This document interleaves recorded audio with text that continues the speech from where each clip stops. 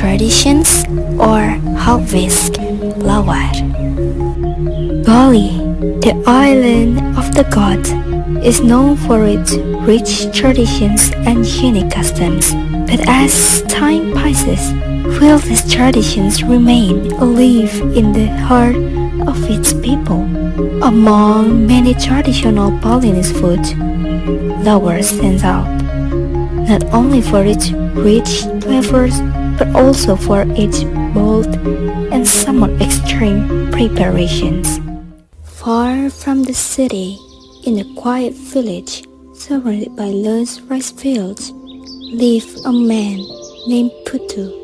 Every morning, he prayed in the fresh air, listened to the birds chirping, and spent his afternoon cycling around his hometown.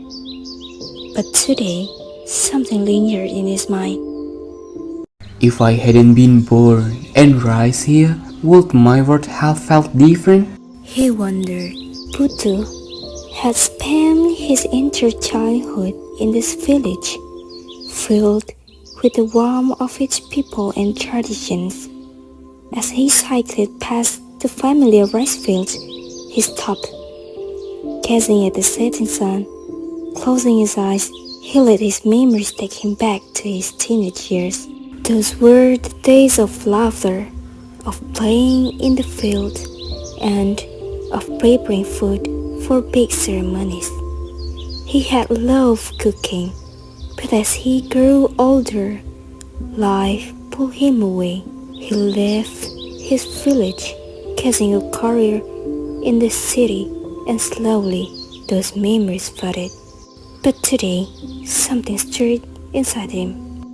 If I still had time now, why should I forget what once brought me joy?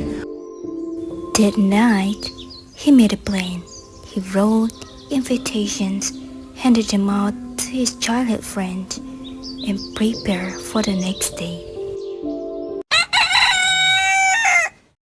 When morning arrived, his house was filled with familiar faces, each bringing spices, fresh ingredients, and most importantly, a piece of pork. The laughter, the conversations, it all felt like stepping back in time. Without hesitations, Putu took charge. He weighed the pork to calculate how much Lawar they could make, carefully grouping the spices they needed. Precision was key. Too much or too little of any ingredients could change the taste entirely. He and his friends began chopping the meat into fine pieces while boiling the pork skin until it was tender. The balance between texture and consistency was crucial. If the cuts were uneven, the dish wouldn't blend properly. As the sun reached its peak, fatigue started to set in. To speed up the process, Putu turned to his traditional Balinese utensil for mixing the spices. He used a lusung to grind the spices, ensuring the dough mixed smoothly. Then came the moment of truth, adding raw pork blood. So, how can we reduce the risk of raw pork blood?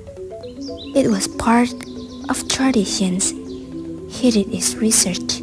He learned that raw meat and blood can contain harmful bacteria, leading to diseases like meningitis, which can cause hearing loss and brain damage.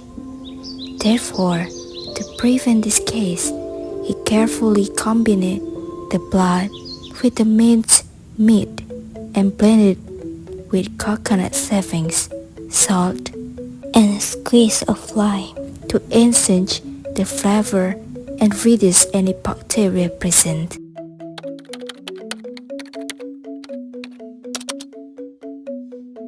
So, Putu realized that traditions like this weren't just about food. They were about community, about passing down knowledge, about keeping history alive.